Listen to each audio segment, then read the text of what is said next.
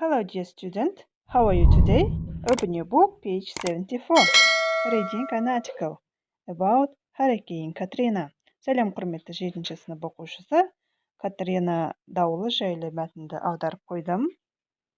Міне, бұл мәтінді Катрина дауылын YouTube желісінен көруге кеңес беремін. Өте сондай қайғылы жағдай болды.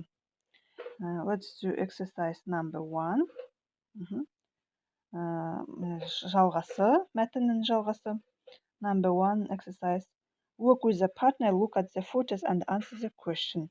Суретке қарап, сұраққа жауап бер дейді. Do you know that what happened in New Orleans in August 2005?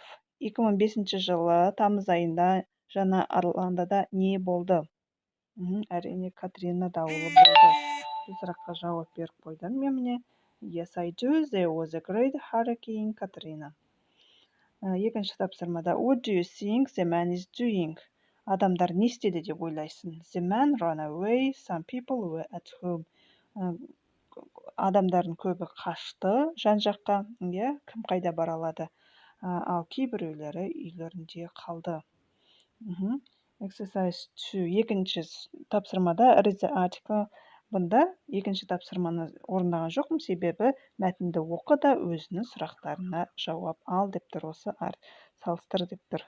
Үшінші тапсырманы жасадым. Сұрақтар берілген, осы сұрақтарға жауап бердім. Бірінші сұрақ қашан болды, жауабы тұр. Екінші сұрақ where do hurricanes start? Осы дауыл қай жақтан басталды? Үшінші why couldn't the levees protect the city? Levees деген дамба, қорғайтын қабырға.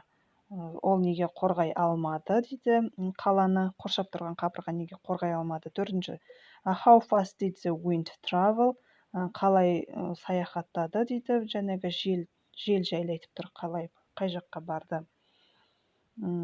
Ол 200 метр сағатына, сағатына 200 метр. Өте қатты дауыл болды. Бесінші how many homes were flooded? Қанша үйлер су астында қалды? Алтыншы when will the rebuilding the city be completed? Қашан қала қалпына келді? Жауап бердім. Бесінші сұрақта жүздеген мыңдаған адамдар үйлер су астында қалды. Алтыншы сұраққа it took many years. Оған көптеген жылдар кетті қаланың қалпына келуі үшін, және де көптеген жұмыс жасалды. Төртінші тапсырмада сөздерді қоямыз. Синоним сөздер. Inside a house or building. Үйдің іші немесе ғимараттың іші дейді. Оны біз indoors деп айтамыз. Ағылшынша indoors деген ол ішінде деген сөз. Outdoors деген сыртында. Flood деген су басу. Rebuild деген қайтадан жасау, құрастыру. Land деген жер. Residents деген тұрғылықты адамдар тұратын, жители деп айтады, тұрғындар деп айтамыз.